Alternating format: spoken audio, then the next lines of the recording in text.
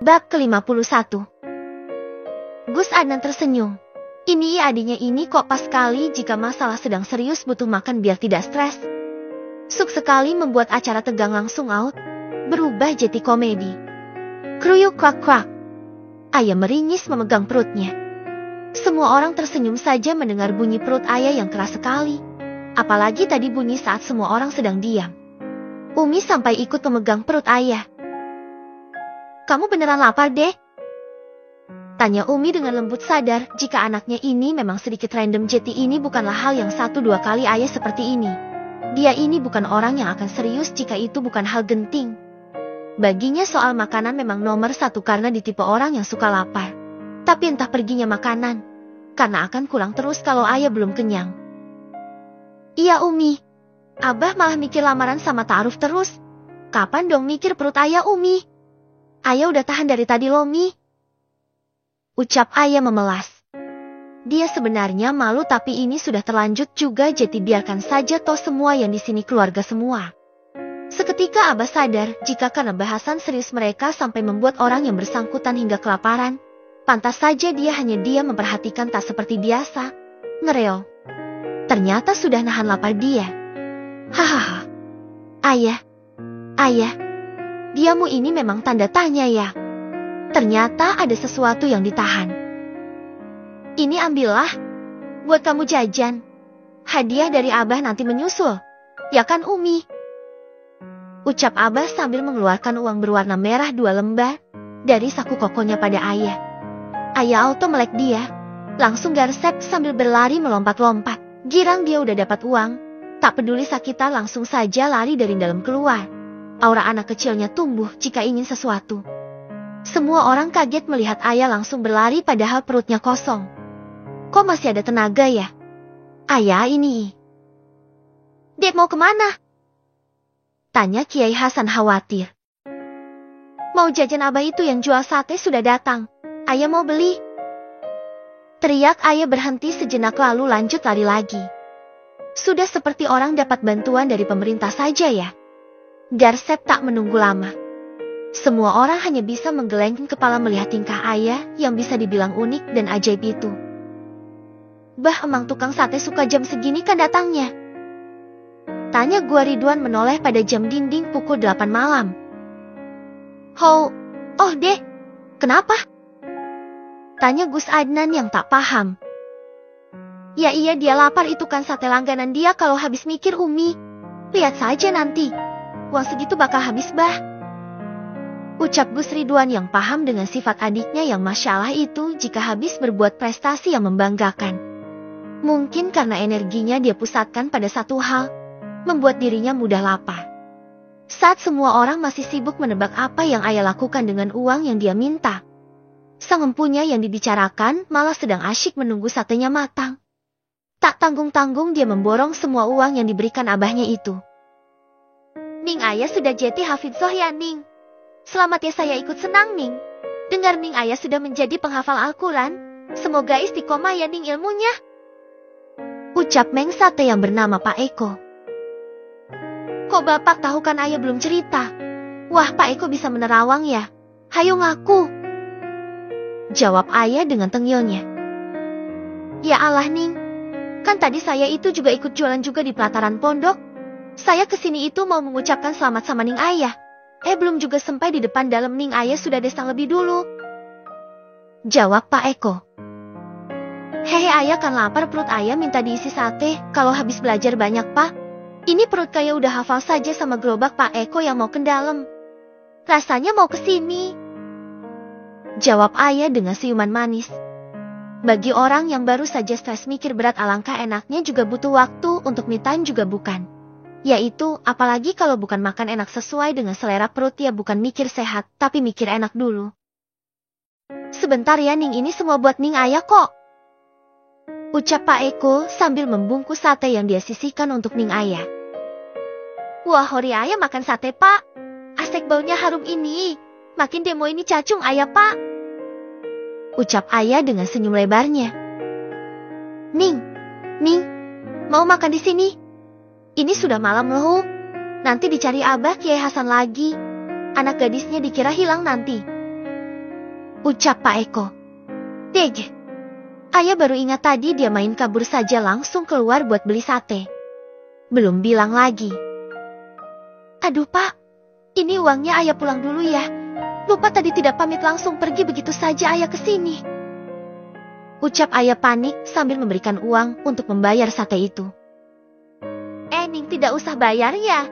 Buat jajan Ning ayah besok. Ini semua bapak kasih gratis. Ucap Pak Eko dengan senang. Kapan lagi kita bisa bersedekah pada orang alim bukan? Jika ada kesempatan ambillah. Siapa tahu itu bisa menolong kita pada saat kita kesulitan di akhirat nanti. Ayah justru dia melongo aja. Yang benar saja ini ada 7 porsi sate sama lontongnya juga kok gratis. Rugi dong nanti. Batin ayah. Tidak usah Pak. Nih ayah bawa uang banyak kok. Pas buat beli sate ayam ini. Untungnya ayah juga sudah paham dengan harga biasanya 25.000 saja. Murah meriah enak dan juga bonusnya masih bergizi juga. Terima ya Ning. Hanya ini yang bisa Bapak berikan. Doakan anak Bapak juga yang mondok di sini bisa jejak Ning ayah menjadi hafidzoh. Ucap Pak Eko. Iya Pak itu pasti. Anak Pak Eko juga akan menyusul kok. Bapak sabar saja menunggu itu ya. Ayah sangat berterima kasih Pak Eko baik banget sama ayah sudah dikasih sate ini. Ucap ayah yang tersenyum. Ayah jika diberi apapun oleh orang lain baik itu kaya maupun tidak dia akan terima asal itu ikhlas. Karena barang yang diberikan sekra ikhlas itu lebih nikmat. Tapi jika ayah tak mau juga kadang karena keluarga itu lebih membutuhkan uang daripada dirinya. Ya sudah ini uangnya buat anak Bapak saja. Bukan buat Bapak ya. Bagikan itu buat anak Bapak yang ada di rumah. Ucap ayah tegas. Baginya dia juga tak mau kalah jika ada orang baik padanya. Dia juga akan membalas kebaikan itu juga padanya.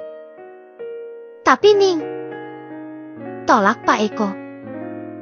Belikan anak Bapak jajan juga ya. Belikan mobil-mobilan buat 2 anak Bapak yang masih kecil-kecil itu. Ini satenya ayah terima Pak. Tapi terima juga uang yang ayah kasih buat anak Bapak. Impas bukan? Kita sama-sama bisa mendapatkan pahalanya.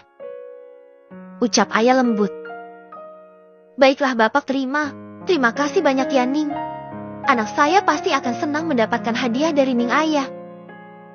Ucap Pak Eko terharu. Ning ayah ini selalu membeli dagangannya selama ini. Kadang ayah menyuruh para mbak untuk membeli, tapi uangnya ayah yang memberi untuk membayar sate tersebut. Inilah sifat kekanakan ayah yang juga bermanfaat pada orang lain. Jika kita bersedekah bisa dengan jajan bukan? Ya iya, karena jajan yang kita beli itu bisa jadi harapan orang lain yang sedang mengais rezeki. Jadi jangan takut buat jajan ya. Jajan itu selain enak juga bisa jadi ladang amal juga. Hehehe. Bab ke-52. Iya Pak. Salam buat anak Pak Eko ya. Ayah pamit dulu. Lapar Pak. Mau makan satenya. Assalamualaikum. Ucap ayah sambil berjalan ke arah dalam. Di perjalanan ke rumah bertemu mbak keamanan yang akan kontrol. Assalamualaikum mbak. Waalaikumsalam Ning. Ini ayah beri sate ayam. Maaf ya cuma 1 mbak. Ucap ayah dengan senyum polosnya. Siapapun tak akan bisa menolak keinginan ayah karena dia pandai dalam membujuk orang. Iya Ning terima kasih. Ning ayah mau kami antar. Ucap kedua santri itu yang sedang berkeliling untuk menertibkan waktu anak istirahat. Inilah sifat ayah yang ramah dan suka sekali berbagi pada orang lain. Tidak usah mbak. Ayah mau ke dalam dulu mbak lanjutin saja kontrolnya. Ucap ayah berlari ke dalam. Kebiasaan ayah itu tak tegaan. Jadi buat orang lain saat bertemu Ningnya itu memang berkah.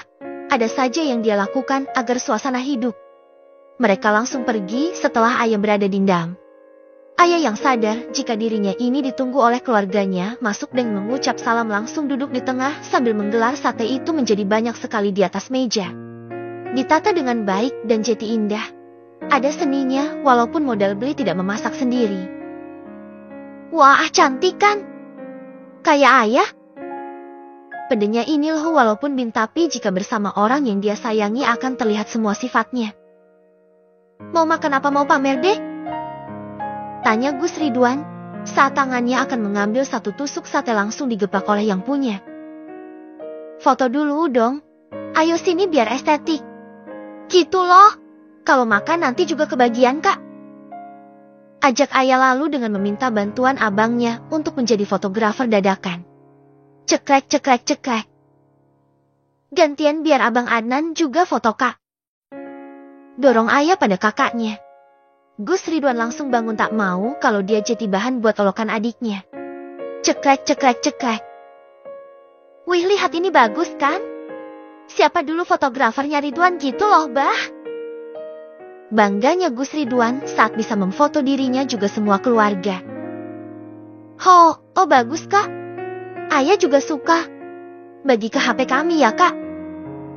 Ucap ayah yang melihat fotonya sesuai dengan ekspektasi. Ayo saatnya kita makan. Ucap ayah dengan semangat 45. Mereka semua makan dengan lahap makanan itu. Enak dan menyenangkan jika kita beli di kaki lima. Selain sambil membantu saudara kita juga bisa hemat juga bukan. Kalau di restoran mahal pasti tak akan cukup uang 200.000 buat makan sekeluarga. Dek, kamu habis tidak makan berapa hari sih? Tanya Gus Adnan yang melihat adiknya seperti tak makan seminggu saja. Semua orang menoleh pada ayah. Dan benar saja dia sedang asyik makan dengan santainya juga sekali makan dia tusuk sudah hilang. Ini 6 porsi loh. Buat 5 orang, kok kayak kurang ya? Ternyata dia makan sedang asyik menikmati makan tanpa menoleh kanan dan kiri. Ayah lapar, Kak. Jangan ganggu. Ucap ayah lalu fokus lagi untuk makan. Semua orang hanya melongo saja. Mereka yang makan saja sudah kenyang melihat ayah yang semangat seperti itu. Umi dan Abah sampai berhenti untuk menonton ayah makan. Enak deh? Tanya Umi. Ayah hanya mengangguk saja dan lanjut makan. Kenyang mereka semua. Ayah makan 2 porsi lebih masih sering diberi oleh Umi. Dan lihatlah dia juga yang paling kuat makan. Adnan nyerah Umi. Kenyang. Ucap Gus Adnan yang belum habis. Sini buat ayah saja. Jangan buang makanan dosa tahu. Ucap ayah lalu mengambil sate yang ada di depan Gus Adnan. Gus Adnan menurut saja malah memindahkan semua makanan yang ada di depannya ke depan ayah. Karena ini makan sate dan lontong jadi baik sate dan lontongnya bersih ya tidak dicampur aduk. Jadi tetap bersih. Jika mereka makannya satu-satu bukan dengan diobok-obok. Mereka semua saling pandang. Apa adiknya ini kurang makan? Sampai seperti itu. Masih kurang deh. Ini punya Abah masih banyak. Tawar Abah melihat nafsu makan ayah yang masih tinggi. Iya, Bah. Sini buat ayah saja. Ini masih muat. Ucap ayah dengan wajah senang. Abah dan Umi lalu membantu memindahkan lontong dan sate ke depan ayah. Kecuali Gus Ridwan karena dia habis makan 1 porsi sampai habis. Ini minum dulu, Nak. Umi menyodorkan minum pada ayah. Tadi Umi mengambil minum ke dapur dulu karena melihat mereka belum ambil minum. Makasih Umi sayang, glek glek glek glek. Dengan sekali tanda 1 gelas habis hanya hitungan detik saja. Ha! Semua orang nampak melongo. Itu minum 1 gelas besar, kok bisanya hanya sekali tenggak udah bocor saja. Alhamdulillah ayah kenyang. Ayah menyenderkan badannya ke belakang sandaran dengan sofa. Tangannya yang kecil mengelus perutnya yang nampak tak membuncit walaupun sudah makan sebanyak itu. Dek, sate sama lontong yang kamu makan kemana? Tanya Gus Ridwan dengan konyolnya. Makan ya masuk ke dalam perut bukan malah nanya. Memang Gus satu ini agak lain kok. Kenapa, Kak? Nah kan yang ditanya malah balik nanya. Ini seperti gelas dapat tutup. Klak, keduanya kalau hal random. Nah itu kami makan sebanyak itu. Belum minum 1 gelas besar seperti itu langsung habis. Kenapa itu perut tak besar ya Umi? Kemana perginya makanan coba? Ucap Gus Ridwan heran. Ayah yang tahu jika kakaknya ini sedang sibuk mikirin makanan yang dia makan. Seketika ide jahil datang. Amang kakak mau tahu? Atau mau ku tahu benggitit? Goda ayah. Gus Ridwan juga malah meladeni ayah yang kumat. Mau tahu bang hetnyet ngerti nyit pakai dah. Seketika Gus Adnan tak bisa menahan tawa. Jika kedua adiknya sudah kumat ya begini ini. Bentar ayah tanya perut ayah dulu ya. Ucap ayah dengan mengelus perutnya yang kecil. Beberapa saat kemudian ayah duduk dengan benar. Katanya sih dibawa ke perut kantong Doraemon kak. Biar bisa nampung makanan banyak tanpa takut gendut. Gimana mau nyoba kantong Doraemon milik ayah kak? Masih muat ini buat makan jajan. Ucap ayah dengan tengilnya. Gak mau bangkrut kalau jajanin kamu deh. Semua pedagang kamu beli. Rugi bandar kalau traktir kamu. Dompet kakak langsung menjerit. Tepos tak ada yang huni pada minggat ganti deng jajanmu. Mana kalau udah dapat yang diminta marah lagi. Gak asik kah? Ucap Gus Ridwan membuat semua orang tertawa terpingkal-pingkan. Ini seperti pengalaman pribadi yang tak bisa dilupakan oleh Gus Ridwan. Soalnya yang ngomong sampai mantap sekali pakai penjiwaan. Emang kakak pernah jajanin ayah? Tanya Umi. Gus Ridwan mengangguk. Dan Gus Adnan yang pernah mendengar cerita dari adiknya ini seketika pecah tawanya. Umi dan Abah malah saling pandang bingung mereka. Gus Ridwan memelototi Gus Adnan. Sedangkan Gus Adnan malah ngakak. Seperti ada yang lucu yang sedang dia bayangkan. Bab ke-53. Udah deh jangan diceritain abang udah bengek ini. Hahaha. Ucap Gus Adnan memperingati. Namun namanya juga Ning Ayah. Ia suka memanfaatkan situasi langsung nyeletuk saja. Apa sih kakak ini? Mau jajanin ayah aja sampai cosplay jadi tukang cuci. Ucap ayah dengan tengilnya. Wajahnya yang memandang Gus Ridwan dengan jahil membuat Gus Ridwan juga kesal jika mengingat waktu itu. Kalau bukan adiknya, sudah dibuang ke laut kali ya. Hahaha. Ridwan jelaskan apa maksud dari ayah ini? Tanya Abah yang bingung. Tentu mendengar anaknya bilang seperti itu khawatir juga kaget bukan? Seorang Gus jadi tukang cuci. Gus Ridwan menoleh pada abangnya takut ini juga mengumbar aib sendiri. Gus Adnan mengangguk toh ini juga keluarga sendiri bukan untuk mengumbar aib tapi itu sebagai bukti jika sayang asik.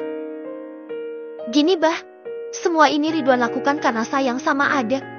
Perjuangan kakak yang ingin adanya jajan, yang dijajanin malah ngelunjak bikin kesel. Dulu adek minta dibelikan jajan sama aku yain tahunya apa coba. Satu plastik utuh cemilan dia bawa tanpa memberitahu aku. Dia bilang sama ibu kantin dibayarin abang ganteng Gus Ridwan gitu. Saat aku mau bayar apa yang Abah dan Umi tahu yang dia beli itu apa? Ucap Gus Ridwan bengek sendiri kalau ingat. Kesel juga tak bisa dia lakukan karena kena omongan sendiri. Berani ngomong sia juga harus bertanggung jawab atas apa yang dia omongkan.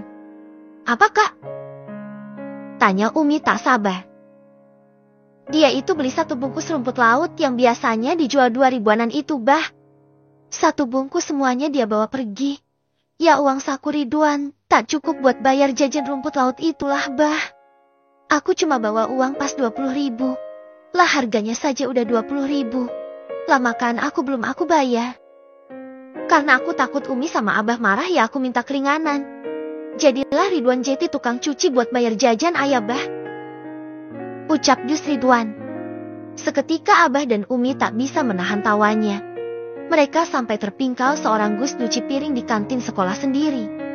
Ini juga penjaga kantinnya kok iseng sekali bukannya bilang buat ambil uang atau minta ke Kiai malah kasih ide yang cemerlang. Melatih seorang Gus nyuci piring. Gusnya jadi tukang cuci karena adiknya yang jahil ini.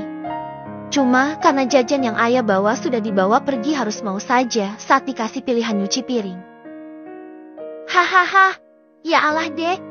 Kamu gak kasihan sama kakakmu ini sampai rela jadi tukang cuci buat beli cemilan. Hahaha. Kekeh Abah tak mau berhenti. Umi hanya tersenyum. Kedua anaknya ini memang suka sekali berbuat di luar nalar. Ya kan ayah tidak tahu bah. Ayah kan cuma beli satu. Tapi satu tambah bungkus utuhnya gitu. Jadi satu pack hehe. Jawab ayah nyengesan. Ya dia sebenarnya tahu jika kakaknya rela buat cuci piring demi bayar jajan miliknya. Inilah kakaknya rela berkorban untuk adiknya bukan? Itulah yang ayah rasakan dari keluarga ini. Mereka rela berkorban untuk kebahagiaan ayah. Umi sampai mengelus tangan Gus Ridwan, Ternyata memang sesayang itu dengan adiknya Gus Ridwan ini. Hingga rela saja dikerjain adiknya yang suka di luar nalar itu. Mau saja padahal kan kalau dipikir bisa saja minta tolong Kang buat minta uang tambahan buat bayar. Emang kalau orang panik lupa segalanya ya, bener enggak? Lain kali jangan seperti itu nak, tak baik. Dan kamu kak, kalau apa-apa itu lihat dulu siapa yang mau kamu jajanin. Modelan Naya jajan kok, kamu sok mau jajanin tekor kan? Haha. Ucap Abah sambil tersenyum. Hubar Ridwan yang kena ulahnya yang tak biasa itu dia malah enakan makan sampai habis. Tak disisain barang satu bungkus bah. Isi 10 habis dia makan sendiri. Ridwan datang udah mau habis lagi. Timpal Gus Ridwan. Makin bengeklah Gus Adnan membayangkan adik perempuannya tanpa dosa makan enak di atas penderitaan kakaknya yang jadi tukang cuci piring. Pikir Gus Ridwan juga jika minta sama Abah pasti dia yang disalahkan sok mau traktir jajan ayah. Gimana mau cosplay jadi tukang cuci lagi gak kak? Goda sang Abah pede anaknya yang malu. Abah lengek Gus Ridwan. Hahaha. Pecah sudah tawa mereka semua. Ayah yang melihat semua itu di depan matanya. Terharu. Bagaimana mereka memperlakukan ayah sungguh membuat ayah merasa ada dan disayang. Di sini dia dihargai begitu baik. Hingga pukul 10 mereka bubar untuk istirahat. Tapi Kiai Hasan justru malah pusing kembali karena sering ponselnya yang terus berbunyi dari para sahabatnya yang ingin mengenal ayah. Dering telepon itu tak mau diam saking bersahutan. Jawaban Kiai Hasan satu. Anakku harus bisa jadi orang sukses di dunia juga. Karena di akhirat dia sudah menjadi kebanggaan aku. Di dunia dia ingin membanggakan pondok ini juga. Aku belum siap melepaskan anak perempuanku sebelum semua cita-citanya terwujud karena dia sudah mewujudkan cita-cita aku yang tua ini mempunyai anak hafiz. Biarkan dia miliki jalan kehidupan yang dia pilih. Aku tak mau saja jika dia merasakan penyesalan membuang waktu muda dan nikah saja. Nah kalah semua yang telpon dan minta ajakan lamaran maupun ta'aruf. Tas. Suara kabel putus. Saking gregetnya pada telpon yang sejak tadi bunyi terus. Umi yang sedari tadi ada di samping suaminya. Ikut khawatir tapi juga lucu juga melihat suaminya yang malah uring-uringan anaknya sudah go public. Umi mereka mau ayah. Abah gak mau Umi. Lainnya Kiai Hasan frustasi karena sudah 10 orang yang dia tolak dengan kata-kata di atas tadi. Ternyata sifat random Gus Ridwan juga menurun dari sang Abah tanpa mereka sadari. Udah Abah istirahat ya? Kabelnya sudah dicabut kan? Mereka tak akan mengganggu Abah lagi. Bujuk Umi Siti yang paham jika suaminya juga lelah. Apa ayah Abah kirim ke Tarim saja ya Umi? Ucapan Kiai Hasan langsung mendapatkan pelototan tajam dari Umi Siti. Kode mak ngamuk ini, salah ucap pasti. Kiai Hasan sampai menciut istrinya mendadak jadi garang. Abah mau bikin masalah ini tambah runyam. Jika ditarim ayah juga akan menjadi perhatian dengan apa yang dia miliki. Mau Abah makin pusing menolak lamaran orang sana ha? Itu di luar negeri bah. Pastinya budaya di sana lebih ketat lagi. Mau nolak lamaran bingung nanti Abah. Ngadepin Kiai di sini saja Abah pusing. Apalagi di sana para ulama banyak. Tambah pusing iya Bah. Ucap Umi yang tadi sempat suap. Enak saja anak perempuannya mau dikirim ke sana, walaupun di sana itu baik bagi anaknya. Tapi jika seorang ibu rindu akan susah jika bertemu. Apalagi jika di sana pulangnya juga belum bisa pasti karena tergantung juga ayahnya ini mau pulang atau tidak. Nah sebagai ibu kalau kangen itu pasti pikirannya satu yaitu ketemu terus peluk erat yang dirindukan. Udah itu kan? Memikirkan ayah di sana saja sudah bikin Umi rindu bah. Gak mau Umi kalau rindu susah ketemunya bah. Ucap Umi Siti dengan pendiriannya.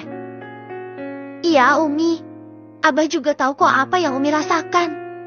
Jangan marah ya, sini duduk sama Abah saja. Bujuk Kiai Hasan. Ibu negara kalau marah, meskipun yang dihadapi kepala negara akan kena omel juga. Tak peduli siapa yang ada di depannya, jika menyangkut orang yang ibu negara sayangi ya auto sedikit berlebihan, karena itu sifatnya seorang ibu yang menggunakan perasaan terlebih dahulu, jika dibandingkan logika. Bagi semua juga paham ya. Jika ibu negara bertitah, jangan sekali-kali membantah kalau tidak mau dihukum.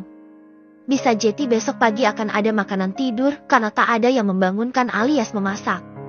Meja bisa kosong melompong kayak jalan tol licin tanpa hambatan karena tak dimasakkan ibu negara. Ibu kita haha, kalau ngambek kita bisa kelaparan, mending kalau masih dikasih uang jajan. Sedangkan yang sedang jadi selebriti pondok sekarang justru sedang sibuk dengan laporan dan tanda tangan. Kerja tak kenal lelah ning cahaya ini. Demi cuan dan masa depan. Zender dengan setia menemani nonanya. Nona Romi ingin bergabung bersama kita. Bagaimana? Tanya Zender agar nonanya yang memberi perintah takut lancang. Karena ada notif dari Romi saat Miss X sibuk membaca laporan. Gabungkan. Aku ada tugas tambahan buat dia, Paman. Seketika 3 orang itu sibuk dengan diskusi yang mereka rencanakan tentang bisnis di negara BB. Setelah lebih dari 2 jam lamanya mereka bekerja, saat ini ayah sedang termenung. Paman panggil Miss X yang membuat kedua orang ini menjawab dengan bersamaan. Nona panggil kami. Tanya Pak Romi dan Zender juga bersamaan lagi. Hihi, kalian berdualah. Kan aku punya kalian di sini. Ada tugas baru. Dan mungkin ini juga sudah saatnya jika kalian tahu tentang saya, Paman. Ucap Miss X serius. Seketika mereka berdua langsung kicap dan tak ada suara yang mereka timbulkan. Ini adalah momen yang mereka tunggu selama ini. Mereka bekerja pada siapa mereka berdua tak tahu. Miss X sudah pertimbangkan karena tak akan bisa selamanya menutup identitas pada anak buah kepercayaannya. Apakah kalian ingin bersumpah padaku, Paman? Tanya ayah dengan lembut. Kedua orang itu nampak malah berkeringat dingin akan mendapatkan kepercayaan sebesar ini. Iya, Nona, kami sudah sejak awal bersumpah setia sampai kami mati pada Nona. Ucap mereka bergantian. Baiklah, selama aku mengenal kalian juga aku sudah tahu jika kalian setia. Mana mau orang lain bekerja tak tahu siapa bosnya. Saya akan jujur, dan ini hanya kalian berdua saja yang tahu, Paman. Setelah tahu saya juga akan memberikan tugas lebih banyak, Paman. Ucap Miss X. Kami siap, Nona. Tugas dari Nona adalah kewajiban yang harus kami lakukan. Ucap mereka serempak. Baiklah. Aku akan buka kameraku selama ini. Silahkan kalian menghadap ke arahku. Perintah Miss X. Miss X langsung menyalakan kamera yang selama ini selalu dia matikan. Hanya suara saja yang dia aktifkan. Seketika kamera dibuka. Nampaklah wajah imut dan cantik yang memakai hijab sedang melambaikan tangan mungilnya itu dengan senyum lebar. Kalian tahu apa yang dilakukan Zender dan Romi saat melihat bosnya? Mereka sampai terjungkal dari kursi kebesaran mereka ke belakang. Syok. Dubrak. Bruk. Suara bunyi benda jatuh itu karena mereka terpental ke belakang. Kok malah kabur? Tanya Miss X dengan wajah manisnya. Nona. Ini Nona kami. Saya sepertinya mimpi ya. Ucap Zender langsung mengambil minum di sebelahnya dan minum dengan sekali tengguh. Begitupun dengan Romi yang malah mengucek matanya berulang kali sampai matanya ini benar-benar membuktikan jika yang ada di laut ini nonanya. Hahaha, inilah kenapa saya tak pernah menunjukkan wajah saya. Kalian tak percaya saya Miss X, Paman. Ucap Miss X dengan santai. Dia juga tersenyum karena sudah membuat orang yang setia bekerja padanya sampai syok seperti itu. Bab ke-54. Mereka berdua nampak kikuk sendiri. Gaya bahasa sama dengan nonanya. Berarti memang benar jika itu nona mereka yang mereka panggil Miss X. Saya muda ini. Dia Miss X. Batin mereka berdua. Syok terapi mereka. Pamaanen. Jantung aman kan? Tanya aja dengan wajah polosnya. Tak sadar diri yang membuat mereka seperti itu ya dia sendiri. Ayah. Kok suka sekali membuat orang heboh dengan tingkahnya ini. Imutnya nona kita. Ucap Zender tanpa sadar. Iya, mana cantik sekali lagi. Timpa Romi. Woyu, kalian ini malah sibuk ngomongin saya yang ada di depan kalian. Hadeh. Ucap saya menepuk jidatnya yang sebagai pelampiasan. Sudahlah, yang penting hari ini saya sudah memberitahu kalian. Dan setelah ini jika kita sedang pertemuan seperti ini, saya minta untuk kalian ada di ruangan yang tertutup. Jangan ada yang melihat kita saat seperti ini. Maaf selama ini saya belum bertemu langsung pada kalian paman. Masih banyak yang harus saya selesaikan di sini. Ucap Miss X sambil tersenyum. Jika ini Nona tak jujur sejak tadi sepertinya saya sulit untuk percaya Nona, ucap Xander tersadar lebih dulu. Iya benar, saya juga tak percaya Nona masih semuda ini. Memimpin kami yang tua ini sudah sejak lama pula. Nona memang luar biasa. Anak jenius Nona. Timpa Romi dengan takjub. Kisaran Xander dan Pak Romi ini seumuran ya. Umur 30 tahun, jadi masih oke dipandang juga. Kagum, bangga, senang juga merasa dihargai oleh bosnya ini. Ini kesempatan yang sudah mereka tunggu sejak lama. Dan akhirnya sekarang terwujud. Tak pernah mereka sangka jika hari ini hari mereka bisa melihat wajah bos yang misterius itu. Sudah hampir 8 tahun mereka berada di bawah nonanya, dan nonanya semuda ini. Tentunya anak buahnya tak sakit jantung sudah termasuk bagus bukan? Maafkan saya jika membuat kalian kaget. Ini alasan saya menyembunyikan semua dari kalian. Ingat ya rahasiakan wajah saya. Tetap seperti biasa saja. Lain kali jika kita bisa bertemu akan saya ceritakan tentang saya sendiri dan alasan saya menyembunyikan diri. Ucap Miss X dengan gaya tegas seperti biasanya. Mereka berdua kembali sadar jika benar ini nona mereka. Nona muda sekali malah. Hahaha. Baik nona, kami menunggu perintah dari nona. Ucap mereka berdua serempak dan memberi hormat pada nonanya. Tak usah hormat padaku paman. Cukup anggap aku sebagai saudara kalian yang harus kalian jaga. Apakah kalian mau menjadi saudaraku?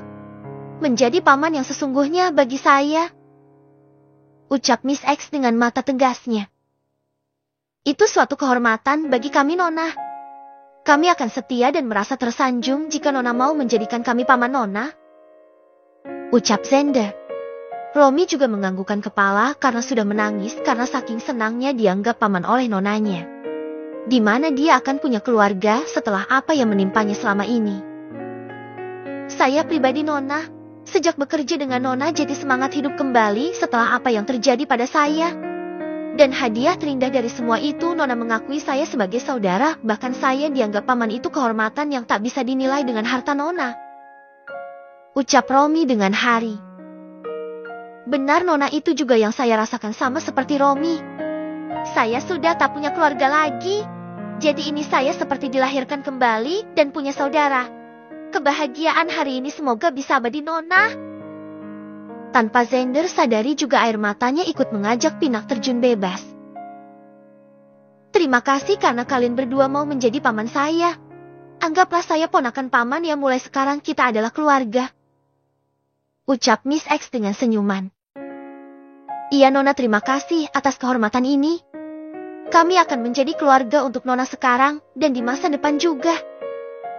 Ucap Romi dan Xander bersamaan. Baiklah paman, saya mau istirahat dulu. Dah paman Xander. Dah paman Romi. Klik. Kini hanya ada Xander dan Romi saja yang ada di layar laptop itu. Romi, kita mendapatkan penghormatan besar. Aku akan abdikan hidupku pada nona kita. Apalagi aku sudah dianggap paman. Berarti aku punya keluarga sekarang Romi. Ucap Xander tak bisa menyembunyikan lagi kebahagiaan yang membuncah ini. Iya Xander, sekarang kita adalah keluarga. Kita sudah punya ponakan nona kita Xander. Tugas kita bukan hanya menjadi bawahan, tapi juga sebagai paman yang akan menjadi pelindung untuk nona kita sebagai ponakan juga mulai sekarang. Ucap Romi juga ikut larut. Baiklah, nanti kita akan jadwalkan bertemu dengan nona Romi. Nona ada di negaramu. Aku akan buat jadwal pas kita bertemu nanti. Ucap Xander menggebu. Iya, aku juga menunggu hari itu tiba Xander. Selamat berjuang kembali. Tugas kita akan semakin banyak nantinya jika nona sudah mau keluar dari persembunyiannya. Setidaknya kita harus melindungi semua rahasia nona kita hingga tak ada yang berani mengganggunya. Ucap Romi bertekad. Iya, prioritas kita sekarang untuk nona kita. Ucap Xander. Akhirnya setelah lama mereka berdiskusi tentang semua yang akan terjadi, mereka mulai memperketat perusahaan dari orang luar yang hendak mencari tahu tentang mereka. Sedangkan ayah sekarang sedang menatap jendela dan menatap bangunan pondok yang sepi karena semua orang sudah beristirahat. Jika aku di dunia ini tak punya keluarga kandung, akan aku buat keluarga yang lebih dari sekedar hubungan darah. Keluarga yang sesungguhnya, yang bisa menjaga saudaranya satu sama lain. Bukan hanya karena dia punya harta, tapi punya hati nurani. Ucap ayah dingin. Jika mengingat kisahnya yang dulu dibuang di hutan dan ditemukan oleh Bu Imas, membuat dirinya ingin marah. Sampai saat ini juga belum ada yang bergerak mencarinya. Apakah selamat itu hingga puluhan tahun tak terendus sama sekali? Aku tak butuh keluarga yang hanya status nama saja.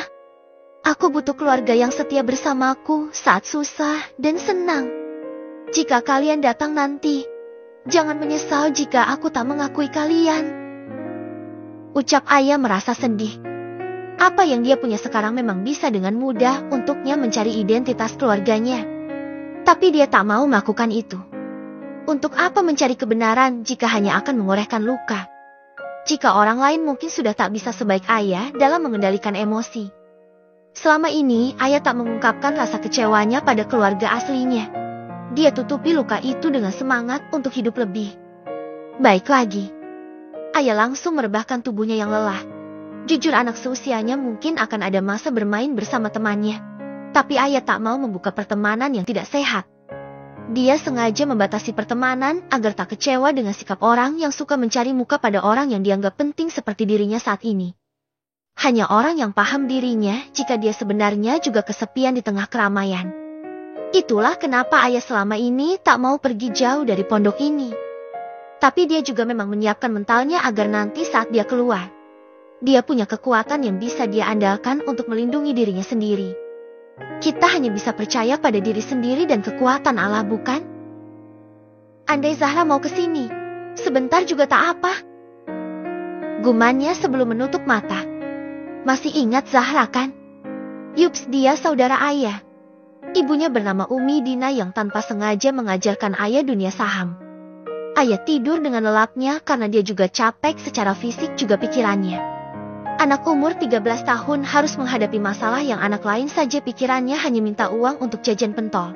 Nah ini si ayah. Banyak juga beban yang selama ini dia tutupi agar orang lain tidak khawatir padanya. Untungnya dia juga punya kesehatan mental yang bagus hingga kesedihan yang dia rasakan menjadi energi untuknya mengasah keterampilan yang ada dalam dirinya. Ini namanya the power of sight. Tak selamanya kesedihan itu membuat kita lemah. Tergantung kita menyikapi masalah dengan sudut pandang kita. Masalah memang harus dihadapi, tapi ada jalannya juga kita harus menyiapkan segalanya agar kuat menghadapi kenyataan. Betul bukan? Semangat ayah, Otter mendukungmu. Kiai Hasan saat pagi hari pukul 3 dini hari kaget dengan kedatangan ibunya. Nenek Gus Adnan juga ayah tentunya yang bernama Nyai Saroh. Ayah panggilannya, Mbah Putri. Katanya biar gaul gitu deh. Assalamualaikum nak. Sehat semua ya? Sampai lupa tak memberi Umi kabar jika cucuku sudah jadi hafidzoh. Ucap Nenek Saroh ibu dari Kiai Hasan. Mereka datang bersama dengan Umi Dina dan sekeluarga tentunya dengan Zahra juga serta Abi Roshid. Ayah Zahra. Dia paman ayah juga yang dulu suka menjaga ayah bersama Zahra saat mereka main bersama. Karena Umi Dina suka sibuk dengan jadwal mengajar. Tapi sejak nenek sakit dan terkena stroke, Jeti lebih memilih untuk mengabdi pada ibunya saja. Waalaikumsalam Umi. Maafkan Hasan yang lupa ini Umi. Karena saking senangnya sampai lupa mengabari Umi dan keluarga besar lainnya. Sesal Kiai Hasan. Bagaimana mau memberi kabar? Baru syok karena diberi ayah kejutan justru malah semalaman sibuk menolak lamaran. Ini saja bisa istirahat karena kabelnya dicabut. Umi Siti hanya tersenyum. Karena melihat ibu mertua yang duduk di kursi roda itu nampak senang sekali. Wajahnya nampak berseri. Sehat Umi? Maaf Siti belum bisa jenguk Umi lagi. Ucap Umi Siti menyalami tangan ibu mertua dengan taksim. Nyai Saroh mengelus kepala menantunya dengan sayang. Sehat seperti yang kamu lihat nak. Selamat ya. Kamu berhasil menjadi ibu yang baik untuk ayah. Umi bangga pada kalian semua. Umi juga tak menyangka jika ayah bisa secepat ini menjadi Hafizohna. Semua itu tak lepas dari ajaran kamu dan Hasan juga. Kalian hebat bisa menjadi orang tua yang baik. Sampai Umi yang tua ini juga ikut mendapatkan berkahnya karena ayah. Terima kasih, Nak. Abah Ali pasti senang sekali sekarang. Cucu yang dia sayang bisa meneranginya di alam sana, Nak. Ucapnya Isaroh dengan lindungan air mata. Suaminya yang sudah lebih dulu pergi ke hadapan Allah SWT, mendapatkan hadiah dari cucunya bukanlah itu hal yang paling indah. Saat tak ada yang bisa menerangi kita di alam kubur yang gelap, hanya Al-Quran yang bisa meneranginya. Apalagi jika cucunya juga bisa memberi doa untuk orang yang sudah meninggal. Mereka akan mendapatkan hadiah setiap keluarga dan sanak saudara mengirim doa untuk mereka. Umi Siti tak kuasa lagi mendengar ucapan uminya. Dia menangis tergugu karena memang bagi penghafal Al-Quran itu begitu banyak keistimewaan bukan hanya untuk dirinya sendiri, tapi juga untuk orang yang sudah terlebih dahulu pergi juga. Pahalanya akan sampai pada mereka juga. Suasana menjadi hari, Kiai Hasan juga ikut memeluk ibunya dengan sayang. Ini semua juga karena Umi dan Abah yang memberikan Hasan pelajaran hidup yang banyak untuk menjadi orang yang berguna bagi orang lain. Nyatanya sekarang justru imbal baliknya membuat kita yang mendapatkan pahala atas kebaikan yang kita tanam Umi. Ucap Kiai Hasan mencium kening ibunya lama sekali. Seolah ini adalah cinta ibu yang tak putus untuk anaknya walaupun sudah dewasa. Doa ibu selalu menyertai anak-anaknya. Iya, Nak. Tugas ibu untuk mendoakan anak-anaknya agar selalu dalam lindungan dan menjadi orang yang berguna untuk agama bangsa dan negara. Karena kita hidup itu saling berkaitan. Tak bisa hanya ada pada salah satu nanti tidak imbang. Ucapnya Isaroh. Iya, Umi. Jawab Kiai Hasan. Perjuangan seorang ibu untuk membesarkan anaknya itu banyak tirakatnya bukan? Dari yang paling sederhana hingga nyawa saja dipertaruhkan untuk hidup para anaknya.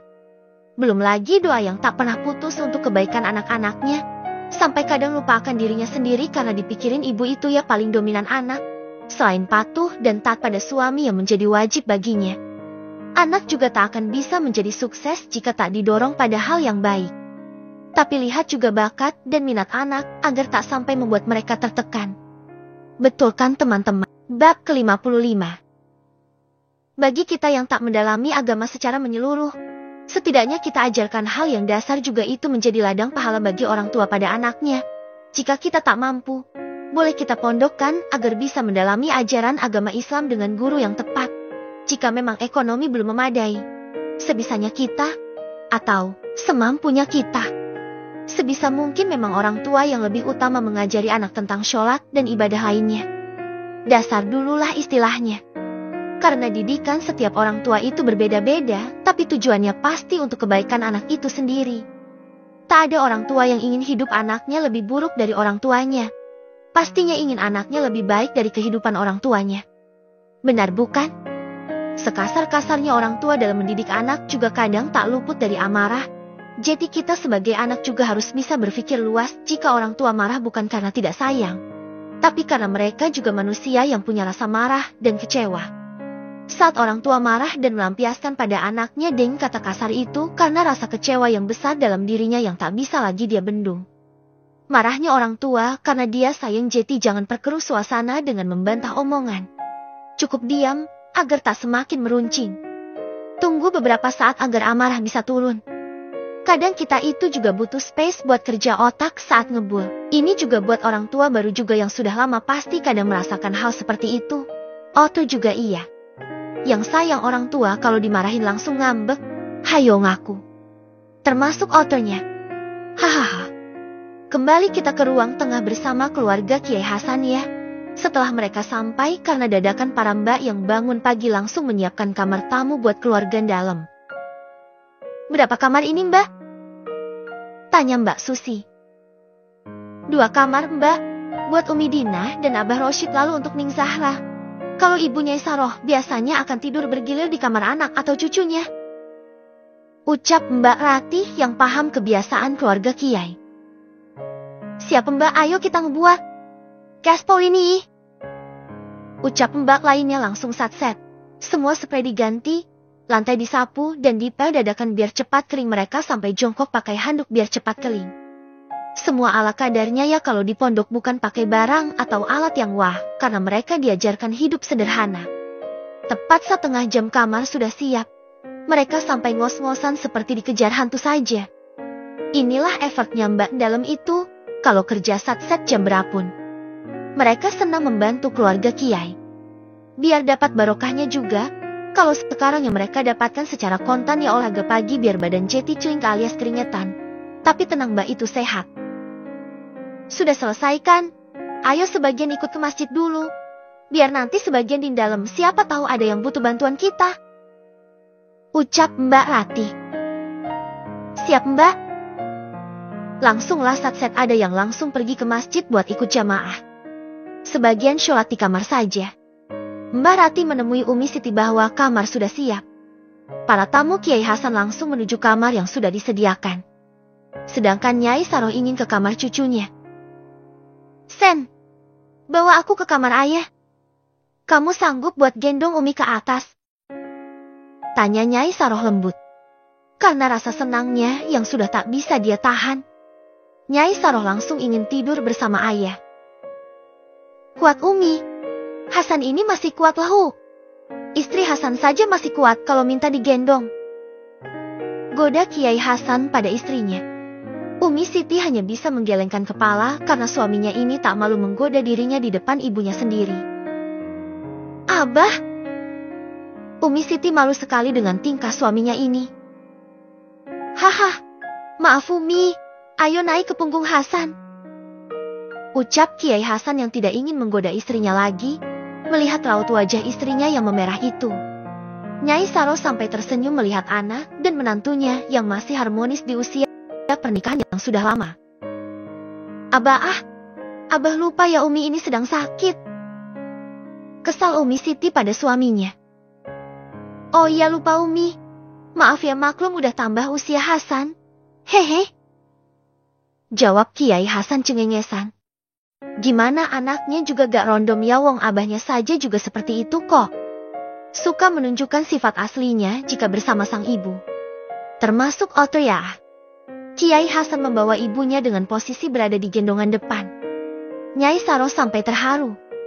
Lihatlah dulu bayi mungil yang suka doa gendong. Sekarang sudah tumbuh menjadi orang besar. Sudah bisa menjadi orang tua yang baik untuk para anaknya. Anak yang dibesarkan dengan cinta dan kasih sayang itu akan bisa dengan mudah menerima ajaran orang tuanya. Peniru ulung dalam keluarga itu anak. Itu juga mengapa jika orang tua suka menyembunyikan pertengkaran saat sedang marah dengan pasangan. Jangan bertengkar di depan anak. Kenapa ibu melihat Hasan seperti itu? Tanya Kiai Hasan yang melihat ibunya sangat dalam melihat dirinya. Kamu sudah besar dan kuat nak. Dulu kamu yang ibu gendong. Tapi lihatlah sekarang kamu sudah bisa menggendong ibu. Rasanya nyaman nak. Ucap Nyai Saroh memejamkan matanya meresapi setiap langkah anaknya naik tangga manual. Satu persatu undakan tangga sudah mereka lewati. Kiai Hasan tersenyum. Mengingat jika dulu dirinya yang kecil dan suka sekali merepotkan ibunya. Minta ambilkan barang tinggi saja perlu memanggil ibunya yang sedang sibuk masak. Sekarang lihatlah. Tubuh yang dulu kuat dan kokoh tempatnya selalu meminta gendong sudah banyak sekali perubahan. Ibunya sudah semakin menua. Umi, harus sehat ya. Hasan akan jadi orang yang pertama jika Umi ingin digendong lagi. Panggil Hasan ya Umi. Ucap Kiai Hasan dengan dada yang sesak. Selama ini karena sibuk mengurus pondok dan juga anak, hingga lupa jika ada satu malaikat yang selalu mendoakannya dari jauh. Ia doakan Umi biar bisa panjang umur dan bersama kalian. Ucap Nyai Saroh tersenyum lembut. Senyum yang meneduhkan. Akhirnya sampai juga di depan kamar anaknya. Biar Umi saja bah yang buka. Ucap Umi Siti yang sejak tadi mendengarkan saja percakapan anak dan ibu itu. Dia juga yang seorang ibu akan mengalami hal yang sama nantinya. Belum apa-apa saja rasanya Umi Siti sudah berat rasanya. Terima kasih Umi. Ucap Kiai Hasan. Ceklek. Umi Siti juga masuk lebih dulu melihat anaknya yang sedang tidur dengan lelap. Selimut sudah terbang ke lantai. Bantal juga sudah jatuh ke bawah. Guling sudah berada di atas kepalanya. Ayah ini tipe anaknya tidurnya lasak, suka semaunya sendiri. Kalau tidur kasurnya perlu yang luas karena suka muter tidurnya mencari posisi yang nyaman. Lihat Umi, yakin mau tidur dengan ayah? Tanya Kiai Hasan yang melihat penampakan putrinya tidur seperti ini. Yakin, taruh Umi di sebelahnya saja. Perintahnya Isaroh. Kiai Hasan menoleh pada istrinya meminta pendapat. Umi Siti mengangguk. Jika keinginan orang tua tadi turuti nanti akan menjadi tantrum seperti anak kecil. Mungkin juga neneknya kangen dengan cucunya. Kiai Hasan menurut dan merebahkan tubuh Uminya di samping ayah. Saat Kiai Hasan bangun, benar saja apa yang dikhawatirkan. Ayah langsung memeluk Nyai Saroh dengan erat. Umi! Ucap Kiai Hasan khawatir. Titi, kamu pergilah. Nampaknya dia kelelahan lihat wajahnya yang kuyu ini. Dia baru tidur San. Ucap Nyai Saroh lembut. Umi Siti yang paham jika mereka ingin berdua, langsung mendekat pada suaminya. Kita ke kamar dulu, Bah.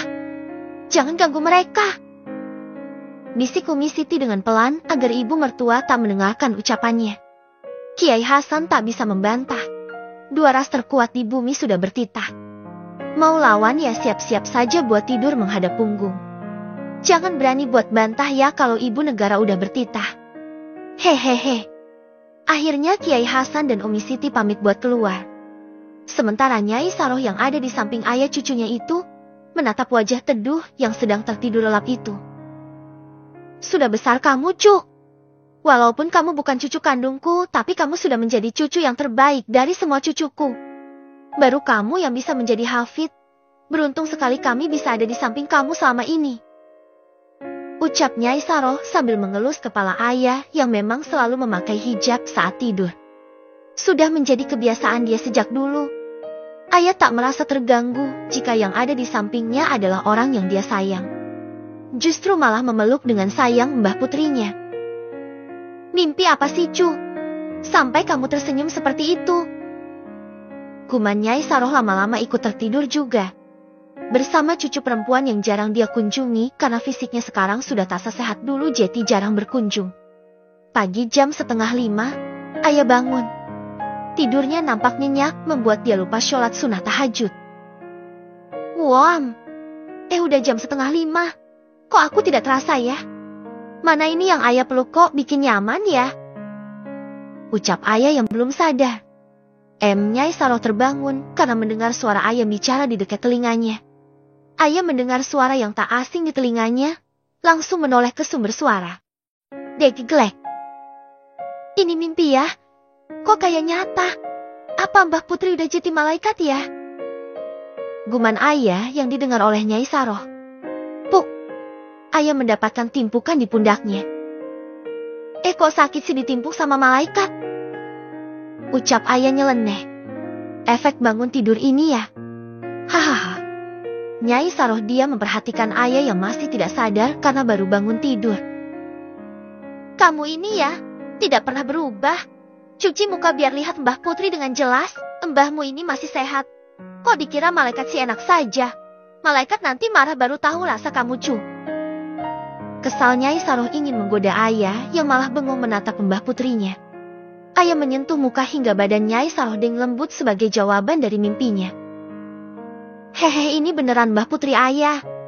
Ayah beruntung sekali. Tadi mimpi ketemu Mbah Kung, sekarang ada Mbah Putri di sini. Terima kasih ya Allah, ayah senang sekali. Ucap ayah yang malah memeluk Nyai Saroh dengan sayang. Yang tak ayah sadari jika Nyai Saroh justru terpaku dengan ucapan ayah jika cucunya ini bertemu dengan suaminya di alam mimpi. Kiai Ali yang sudah 2 tahun yang lalu meninggal karena kecelakaan beruntun saat akan menghadiri pengajian di kota sebelah. Kematian suami tentunya ada trauma sendiri buat istri, apalagi meninggalnya juga bukan karena sakit. Begitu dadakan hingga Nyai Saroh sampai syok dan terkena stroke. Tapi melihat wajah cucunya yang senang sekali, ada kelegaan bersendiri dari Nyai Saroh.